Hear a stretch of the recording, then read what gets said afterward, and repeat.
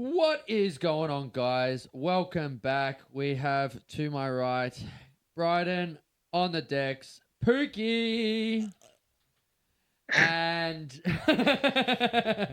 and purple belt. I thought you were blue belt, but purple belt owner of Aussie Grappling Media, Shea Kavanagh. Shea, how are you today, brother? I'm good, boys. I'm good. I'm tired. I've been stuck inside the MSAC arena for the last 2 days, Yeah, but we're at the end of it now. It I was gonna was a say sick weekend. you went there Friday. No, I got up yesterday, so Yeah, right. yesterday was a ridiculously long day for me. I got here at like 2, and then I left the comp at like 8, but I'd like woken. I was like awake from like 6 in the morning. Had Yeah, to go teach kids classes, jump on a plane, and then got here, worked, went out for dinner last night, and then literally came home and crashed. yeah, crazy. How long you down for? I leave tomorrow morning, so I leave Monday morning. Monday Nice. morning. Do you coach full time? Yes, I do. I do. I Yeah, do. crazy. At what Um, what gym again? Sorry. I'm at Gracie Barra Pinball, so I coach there full time. Yep. And then I train out of Academy 411 in Sydney as well. I've been with those Damn. boys Oh, is that for the place with I think Chris maybe Henderson and that? yes. Yeah, Chris yeah. Henderson, Serena, Nick Bilton, Raf Barty, and then Chris Collis as well. Hell Damn. yeah. How And do you? Then Shea I'm at Kavanagh. Pinball I've been under Carl Salva for like 8 years now since I started training, and then his wife Michelle.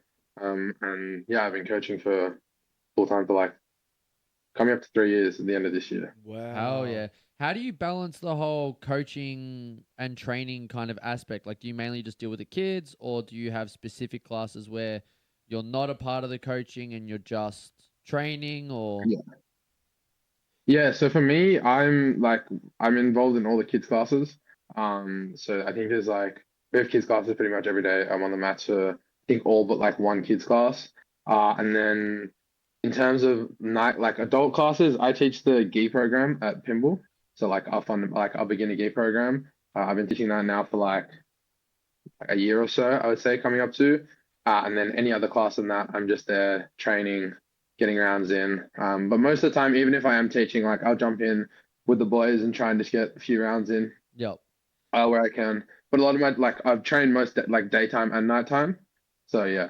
Do you get hassled to teach when you're trying to train? That's the one thing that I find the hardest. No, It's like, really? no. Like pretty good that like the guys all sort of understand that for me, like when I'm training, it's like my training time. Like I'll still Mm. help the guys here and there, and like if the class is busy, often like maybe once or twice I'll jump between pairs. But most of the time, like when I'm on the mats training, I sort of just lock in, and that's sort of my hour and a half to train, and the guys will come up to me afterwards if they have any questions. But we're in pretty good hands at Pinball. Carl's like I've been with him for 8 years, and over those 8 years, I've just seen him grow as a coach, and he's sort of really good at understanding like how to move himself around and like help everyone in a good way. So we've got a good system going, I think. Hell yeah. Hey, last time we saw you, bro, you were a blue belt. So what was it like getting your Yeah. purple? Um, damn, it was really weird for me. So obviously I got my purple belt the Thursday after Fusion. And it's kind of weird. And I was like in my speech like afterwards. For me, it was super weird because like I'd come off a loss, and like you're like, oh, I was pretty not like down in the dumps. This is probably the best I've handled a loss in jiu-jitsu coming out of Fusion, because so much had changed in my life before, like leading up to Fusion. Like I'll touch on in a second, but yeah, so like I was literally there, and it's very rare that my mum comes to watch me train because my mum can't watch me train. She won't watch me compete. She'll just be like, call me afterwards, let me know how it goes. Mm. Um, and I was like on the mats, and this is on the Thursday night, and on the Tuesday night, Carl had already brought up Fusion, and I was like, at a point where I was like kind of sick of talking about it. I'm not sick of talking about it, but like everyone had been like, congratulations, But Yeah. for me, it's like you've just lost. Yep. Um, and he brought it up again, and I saw my parents walk through the door, and for me, I was like, oh, what the hell? Like my parents are here, and he's like, oh, I just want to do one more thing, and he like grabbed the purple belt out, and I just like kind of froze. Like even now talking about it, like I'm trying my hardest not to sort of get emotional about it because like I just remember him like saying, "Oh, here," and I literally said to the guys, I was like, as he was like tying the belt around me, I was like, oh, I'm not gonna cry, I'm not gonna cry. And I literally just like, but not burst out in tears, like I started tearing up. Because like jiu-jitsu's played such a massive part of my life, and the people I train with have played such a massive part of my life. Um, I really like, I say this and it sounds cringe, but like I don't know where I would be without jiu-jitsu. Mm. Because I came into jiu-jitsu at like sort of, I started when I was 13. And I hated school. I had no like real direction. I wasn't one of those kids that was like, oh, I'm gonna sit down and study. I was the kid that was like, oh, miss, like causing trouble. Yeah. Um, and when I first started, I would go in and I'd help with the kids' classes, and like I would just volunteer helping the kids' classes here and there. And I'd always like had jujitsu as sort of a place to go, and like I grew up in the gym. Yeah. I grew up in the gym. Like, from the age of 13, so I'm 21 now.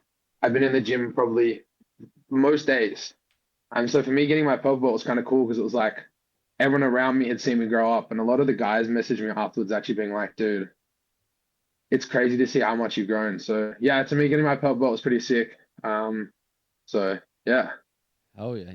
And as you said, you're someone who identifies a lot with as like a jiu-jitsu practitioner, and you said, you don't know where you'd be without jiu-jitsu, but as you've come through this recent injury with your PCL, talk us through kind of how you've worked through this kind of new season of your life where you've kind of had to take a step back from training and how you've dealt with it. Yeah, so I hurt my PCL and my MCL about 4 weeks ago now. I think now 4 weeks ago now. I doing a grappling industries comp. Nothing sinister. I literally just had a really cool match with one of the guys from Sydney. I hit a massive takedown. We got real scrambly. I probably should have finished the match, but I was headhunting a bit. And then we stood back up and he hip threw me, and I just like landed straight on my knee and I felt it go. And then I was like, oh shit, rest of the day competed. And then, yeah, but this chapter of my life, I've sort of taken to get better at making content. For me, content is something that I've always sort of wanted to do.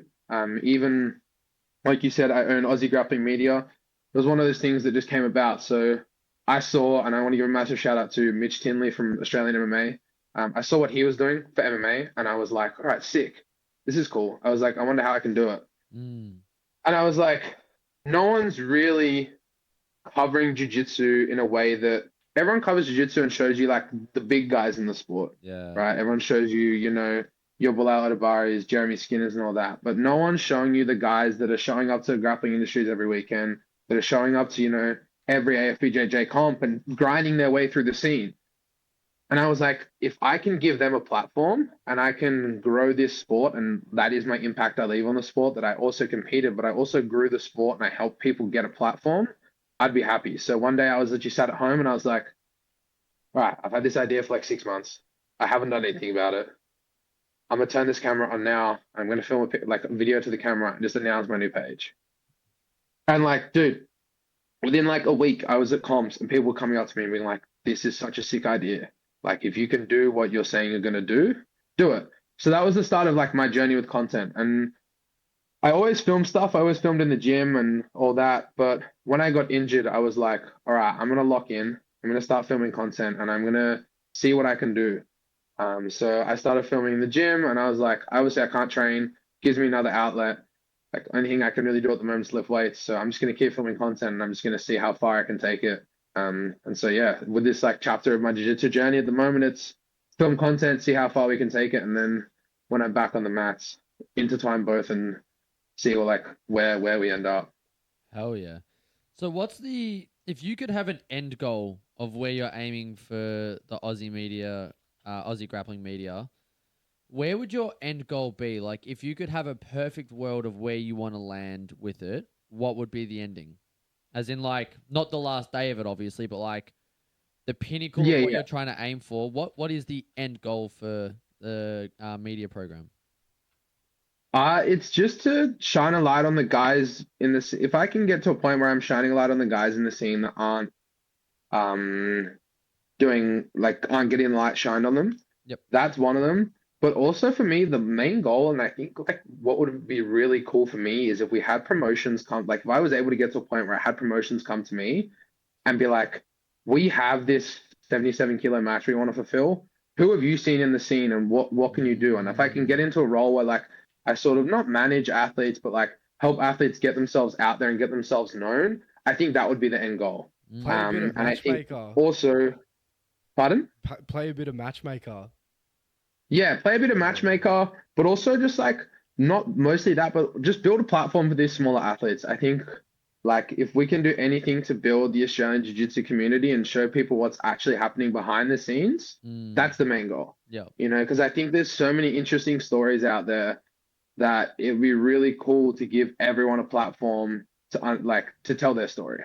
And so the main goal is just to get this page as big as it can and move it forward. And hopefully one day I can just like pretty much commit myself to doing that the whole time as well as coaching.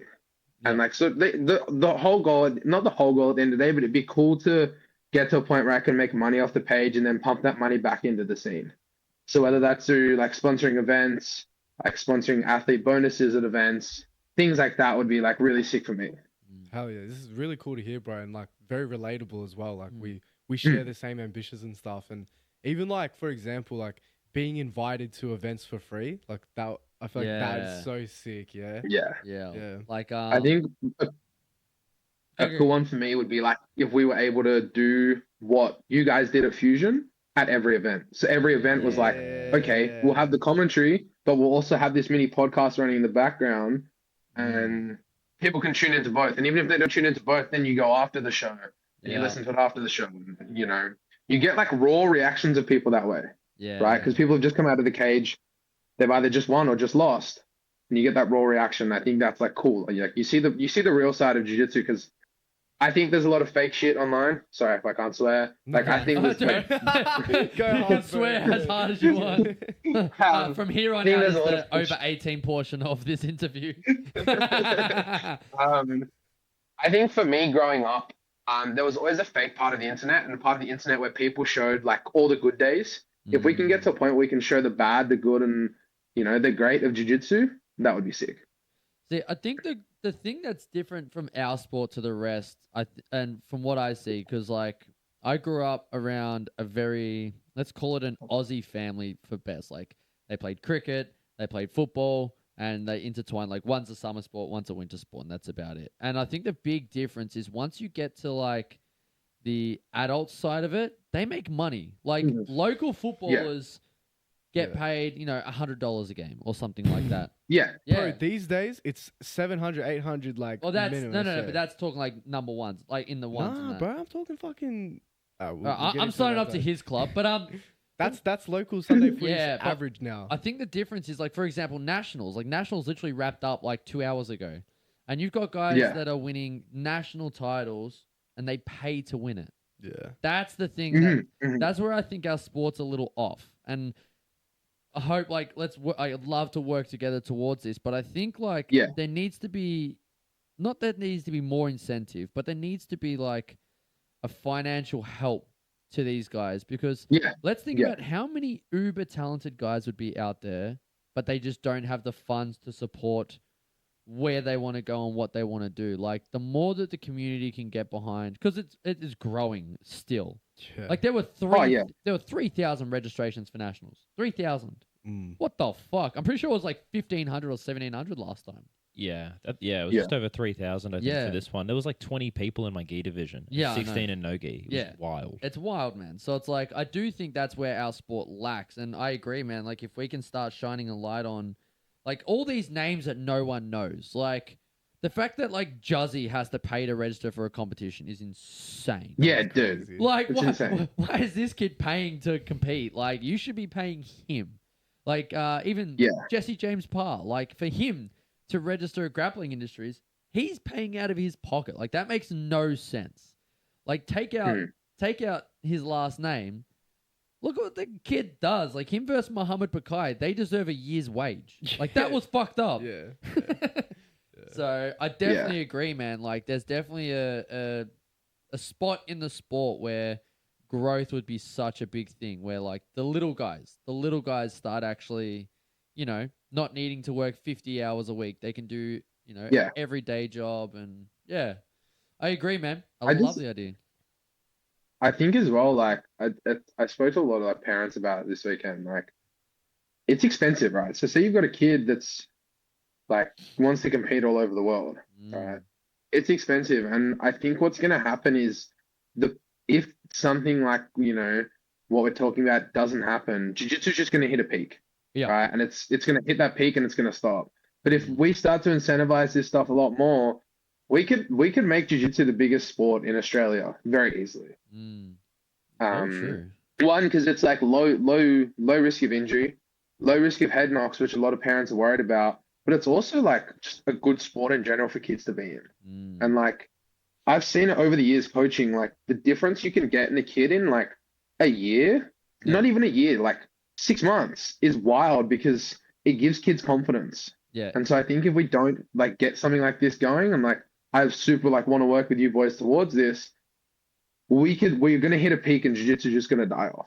Yeah. I don't I agree completely. And like I think the stories that maybe people don't get too is like it's not only like low key the bully victims that hit a new confidence. Like it's also like sometimes the bullies. Like they think they're all that in a bag of chips. They come into a class, like I've seen this. They think they're going to do this. They lose to someone their size. They try to fight the little guy. They learn a life lesson. And then before you know it, they're actually like one of the nicest kids that just didn't have an outlet, and B, the type of support that you get in jiu-jitsu as well. It's not that I'm not saying like anything bad about parents and anything about schools. Like they're just confused. And like this sport, confusion gets killed pretty quick. Like you're either getting armbarred or handing one out low key, and then tears flow, and then you find out a lot. So it's getting worse too. Like I think registering for Pampaks this year is going to be nearly like $450. Yeah. By the time you get membership and entries and 2 divs, like it's ridiculous. It's going to be and then you got to add like flights on top of that and accommodation and then it's like those are the 3 things, but the things you don't think about, like when you're here as someone who's interstate, getting to the venue from your hotel, eating, like water and like snacks for the day, it all slowly adds up, and it goes from being like a $450 $500 week, to easily $1,500, $2,000. And like I had a conversation with a parent today, and he was like, "Oh, like I really want my kids to travel overseas. Like, how do you think these guys, like Ollie Silvestro and in India Risby, are able to do it?" I was like, "They've got good people backing them." And he's like, "Man, I'm a single parent. I can't afford to drop like." And I said, if you want to chase all the majors in this sport, you've got to be willing to drop somewhere upwards of 80 grand. Yeah, 100%. Right? Because you got to think, you got to go Europe, Brazil, America, like all these places, and we just need something. We need something to help this sport because it's hard for parents. It's definitely hard for parents. Especially because a lot of the time the parents are coming from a position of not even struggle, but just, not excess. They're going day by day. It's only getting fucking harder and harder. Like, I agree, man. There needs to be something. There needs to be a pool of money or, I don't know. We're going to have to work out a tax exemption. We're going to have to educate big businesses on tax exemptions for jiu-jitsu kids to travel the world. I do want to say, though, on a more optimistic note, something that I'm realizing as a competitor myself is the level of jiu-jitsu in Australia is getting to a point which I think the ROI for traveling overseas really isn't there unless you're like a world beater or at least like in the upper echelons of like skill-wise, because there's some really, really good people in Australia at the moment. Yeah. When you have like gyms like Grappling Education, the Academy, Byron Bay. Dominance with Carter. Yeah, Dominance. Absolute. There's so many good gyms that are coming up in Australia that you could really just travel interstate all year round and probably get more ROI out of just traveling within the country instead of going for like Euros and Worlds and that kind of thing. Yeah, it is true. Like, we're very blessed that the level here is so high. Like, bro, high rollers today, my God. Those kids, like, I saw 2 of the girls fight. Like, low-key, stay the fuck out of my division. I don't want any of that smoke, dude. I saw a chick land a fucking balloon sweep to armbar, and I was like, I'm done. See you guys. It's been real, lad. I can't wait for these kids to come up, and I'm probably like 29 at the time. I'm going straight to the Masters. Bro, I'm 31. I'm not. I'm 31, and I'm my not. back's injured. I'm done. I'm out. I'm not entering any adults divisions. When I got little kids that like, bro, you look at some of the kids, like you said, look at some of the kids, man, and I'm like, if you were the question I love asking to my students, because I've got a few kids who like, I think just aren't able to piece together results, but I think if they are, they will be world beaters. Yeah. And I go to the guys in the gym, they're like, oh, these kids training with us can be annoying.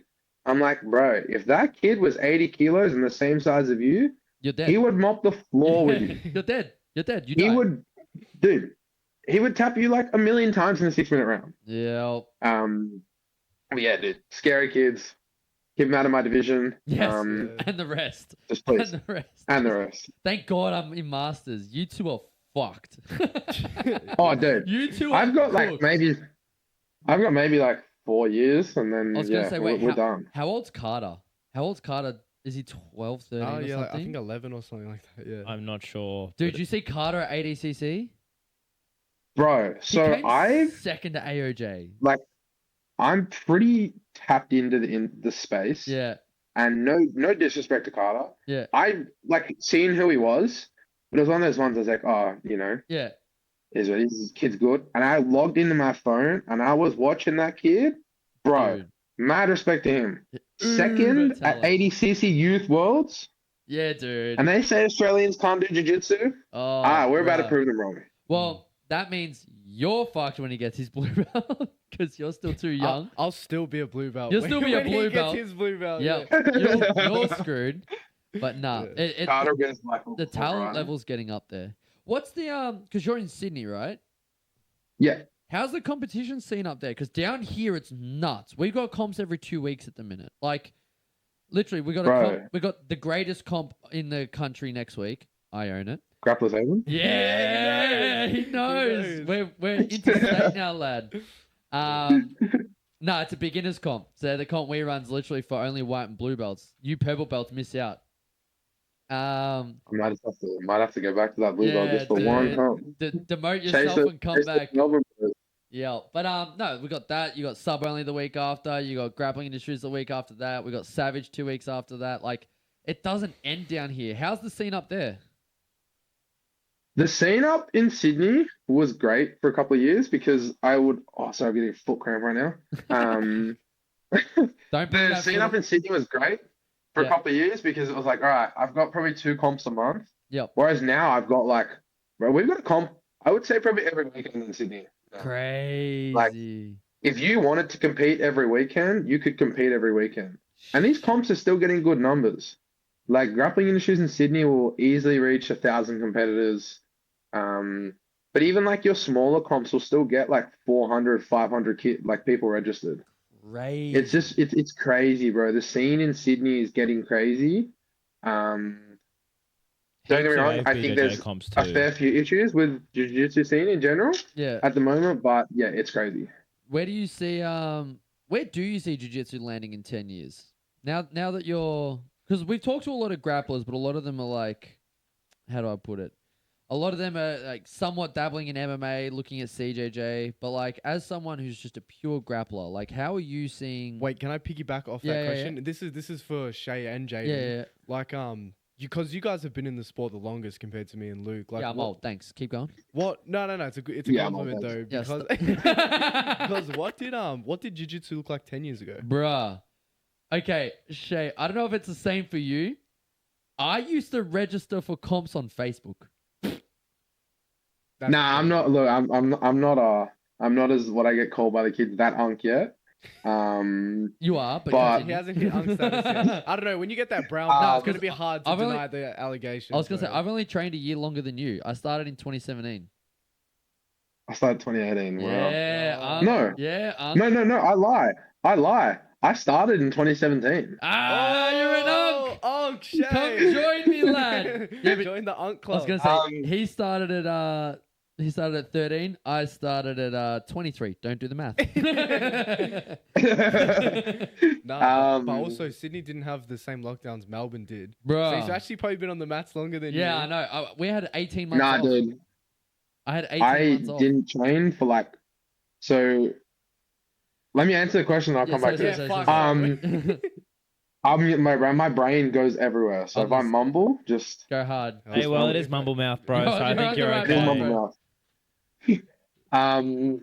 When I first started, man, the scene was small, right? And that's weird for me to say because I was only like 13 at the time. But like the gym I was at probably had like I think less than 100 members. And the scene was small. You'd get one comp every 2 Month-ish. months. Yeah. We still had comps where they were doing brackets on the day on paper and they were like writing them down and trying to figure it all out. But yeah, dude, the scene when I first started was crazy. Yeah. See, we used to register for comps on Facebook. So my smooth comp is I missing think so much. It's missing so much because I used to do a comp.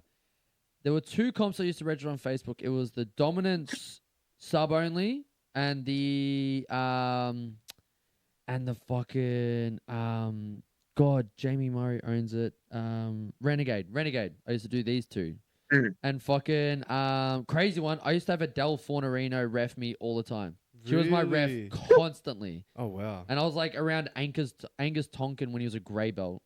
What? Yeah, lad. Whoa, Yeah, dude. whoa. And yeah, we used to. So I reckon I've had at least 100 fights on Facebook. My Facebook smooth comp would be crazy. If my only they ELO, knew. my ELO on that is through the roof. Fuck, if only they knew. We got this wild joke I- that my ELO is still higher than Luke, so he sucks. But he's It's Elo. fucking bullshit, bro. Elo. It's fucking bullshit. But yeah, I think the biggest one is accessibility, dude. Accessibility's Yeah, it's changed accessibility. so much. You guys are so lucky. Like, I even talked to my coach, and he's like, we had 4 comps a year. Yeah, well. Yeah, he'd be like, Yeah, my coach is the same. we had states, nationals, Pan Packs, and 1 interclub just to get ready. Yeah. I That was guess it. I know in mainly- Sydney, Yeah. in Sydney, it used to be like Winter Cup, Spring Cup, Summer Cup, Autumn Cup, States. And then you get back in the day when I first started, that sounds weird to say because I'm 21. Unk. Back in the day when I started, we had a IBJJF Sydney Open. okay, There you yeah. go. Yeah, Um, that's so because now there would be those, and then you I was gonna say now get the it's just occasional workouts. grappling Yeah. industries like sprinkled in. Yeah, right. It's so crazy. Wait, now. what was the other question we were asking? We were going on a tangent. I don't know. You I- distracted me. It's all your fault. I blame you. Something about what it looked like 10 years ago, and then we kind of. Where do you see it in 10 years now? So now that it's gone to this. Oh, where do I point- see it in 10 years? Yeah. So now that we've got to this point where we've gone. Oh, from yes. Fuck all comps and registering on Facebook when everyone was friended the owner. Dude, you used to pick your song for face. No, that's MySpace. My bad. But that's how old I am. But where do you see it now in 10 years? Like, how does this sport further grow, and where do you see it landing? Comp every day. Pretty much. Yeah, so I think you were saying like, will we see more jiu-jitsu kids going to like MMA and stuff? I don't think we will. I'm like putting on my glass half full, glass half empty hat. If something doesn't change, I don't think the sport will be much different in 10 years. And I've spoken to a few guys who've been in the scene quite a while, and they sort of agree to a similar sense that we're never going to get the money like MMA and boxing and all that get. But I do see jiu-jitsu in 10 years being big, and I see if we have promotions like Fusion, Subversion, people like that promoting the sport how they do, I see it getting very big, and I see it becoming mainstream. I think the only thing blocking jiu-jitsu from being mainstream at this point in time is all the different rule sets, and jiu-jitsu needs to be, for it to be mainstream, will have to be at a point where it's easier to watch. To the untrained eye. Yep. Right? You watch MMA, everyone understands MMA. Oh, that guy's teeing off on that guy, beating the shit out of him, he's probably winning. Yep. You watch boxing, it's the same. To the untrained eye, and it's actually funny, like my dad trained for a bit and he doesn't train now. But like we'd go watch high level matches and he'd be like, I just want to watch blue belt scrap because, we get 2 black belts fighting and it's like weird like lapel guard, and he's like, I don't know who's winning. Yep. So we need something to change for it to become mainstream, but I do see in 10 years jiu-jitsu being more mainstream, but I just don't see it getting to a point, and I hope I'm wrong. I hope I'm wrong looking back on this in 10 years, that we're getting the same money that we see in boxing and MMA. I weirdly think we'll be in the Olympics. Oh, I really yeah, do, good but shout. gi only, because I nogi's. think it's the opposite. Oh, see, I We'll don't, be in the Olympics, but I think it'll only be no gi. I think gi jiu-jitsu will never die. yeah, I think it'll just become less popular. yeah. And I think no gi is easier for the untrained eye to understand, whereas gi is harder for the untrained eye to understand. My thing is that Olympics is so traditional that it'll start with the gi, and then no gi will do the same thing. Because I feel like it's always ebbs and flows. It's like no gi's at a peak, and then all of a sudden Mika and Andy Murasaki are putting on these fucking matches that everyone can understand, and they're sick.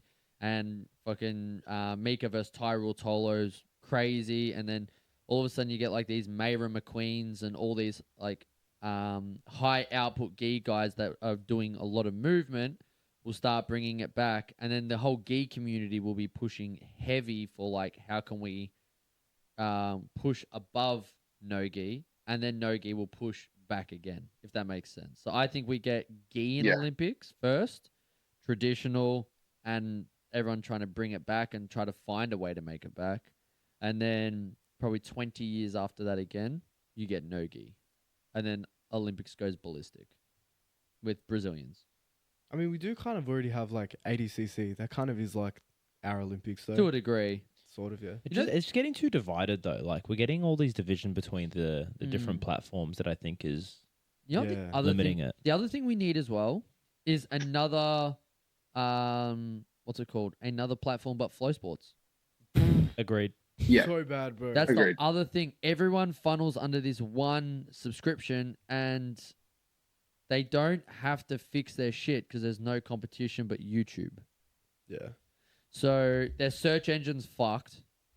The way that they order things, so like you look up Mika Garval and it'll be like something from 2017, something from 2026, something from 2019. There's no filtering. Like yeah, it's cooked. it's so hard to find anything. If you misspell something by a space bar, it's gone. And if you don't write the full name perfect, it's gone. And you can't find it. Someone on yeah. Reddit ended up making a new search engine for Flow Yeah. because Flow couldn't fix their own search engine. Yeah. And it's like they don't actually update their No. what's it called?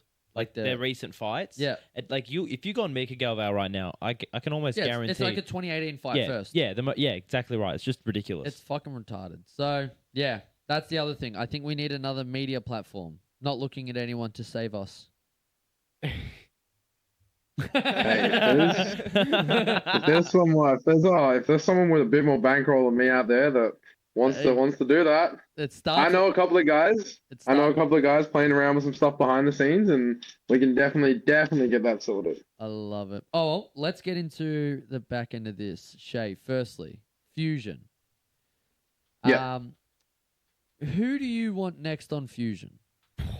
Because Straight. I'm Name, paper, Name, contract. nah. put out some names, and no call out has to be disrespectful. It doesn't have to be out of hate. Just in a general sense, who would you love to share the Fusion cage with? I mean, there's a list somewhere. Oh, There's only one name. There's only one name on my list. Who's that? Nick Kemp. Oh, that is a good fight. That's a great That is fight. an amazing fight. Yeah. Nick Kemp. But I also wouldn't mind testing myself against a purple belt. You know, Nick's Ooh. still a blue belt. Wait, I was going to say, from Nexus. We talked about him before, Muhammad Cridley. That'd be fun.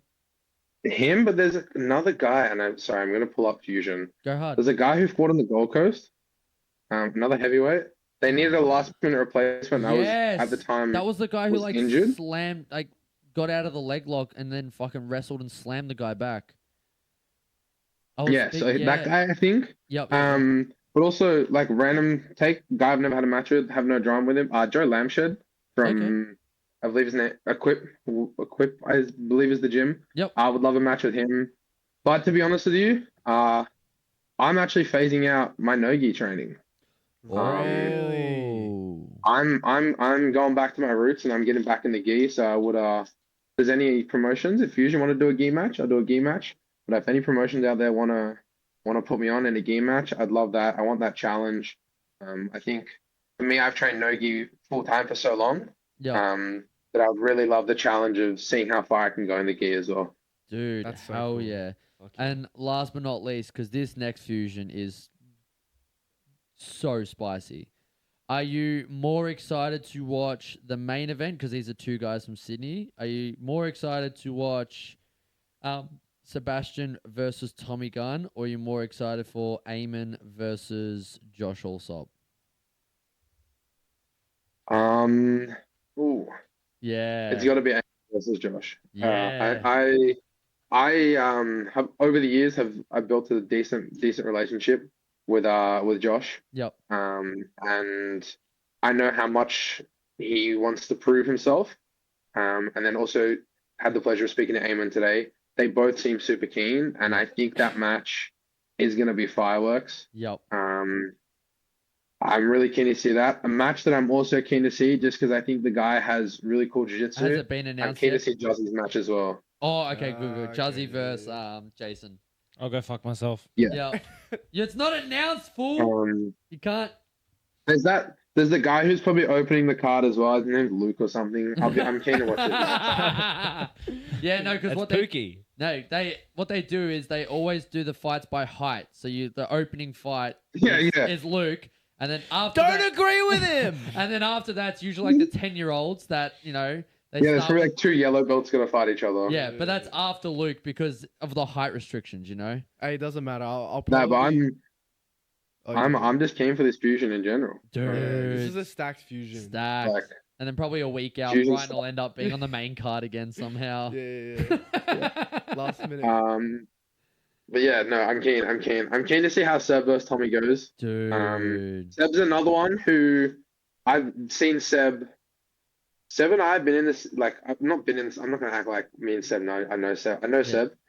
But I've seen him come up through the scene. Yeah. And I'm keen to see him. I think same. Like, I like Tommy, so I think it's just gonna be a cool match. But I'm keen to see how Seb goes in the cage. It's going to be a fucking bananas fusion. I thought Fusion 10, I thought like, oh, it can't get better than this. Yeah. And then this fucking card rocks up and it's like crazy. How do you reckon? Oh, actually, Yeah. you just reminded me. Yeah. Someone I'd like to have a match with fought in the main event of my fusion. Kyle Mann. No, sorry, the co-main. Oh. I wouldn't mind a match. Once I'm a bit leaner, I wouldn't mind a match with Kyle Mann. Dude, Shea versus Kyle Mann is so fun. 2 purple belts. 2 purple belts. Yeah. That's Yes, so sir. fun. Fuck yeah. Do you- And also, just for shits and gigs, Yo. Duke Didier, I'd love a match with you. No way. But you're not allowed to take me down. You're not allowed to take me down. You're just allowed to pull guard. And I'm only allowed to do takedowns because Duke's actually the reason I can do hip throws so well. Oh, okay. shit. Mad. That's mad. Well, Shay, do you want to shout out anyone? Do you want to thank anyone? around you? Let me think. Shout out these guys, Cage Kit and Fanware. They were a massive help in the lead up to Fusion for me, getting my supporter tees sorted, but also my fight kit on the night and my tracksuit. To my sponsors, Turner Fit, who is my strength coach, Calabash Waters, which is a farm that I'm proud to work with. My whole team at GB Pinball, I wouldn't be where I am without them. The guys at Academy 411 who also helped me. Massive shout out, obviously, goes to my parents. I wouldn't still be in this sport without them. And then the last one of my new sponsors, Hard Yards. It's a men's skincare company that's just coming out. So shout out to all those guys. I wouldn't be where I am without them. Shout out to you guys. You're a fucking Okay. legend, Shay. Thank you so much for your time. Make sure you let us know when you're back down in Victoria. Are you coming down for Pampax? I'm trying to. Also, Alright. I just forgot to shout out Aussie Grappling Media, guys. Yay! Done. That's my other sponsor. I sponsor myself. I love it, bro. But Well, no, I should be back down for Pampax. done. I want to try. Just depends if I can. I wouldn't mind coming down for Fusion. Ooh. Well, all right. If you come down for Fusion, we'll definitely make you a part of the pod for that. That'll be fucking sick. Yeah, that would be sick. Done. All right, bro. Thank you so much for your time. It was a Thank pleasure you, seeing guys. again, and we'll talk Thank to you you. soon, brother.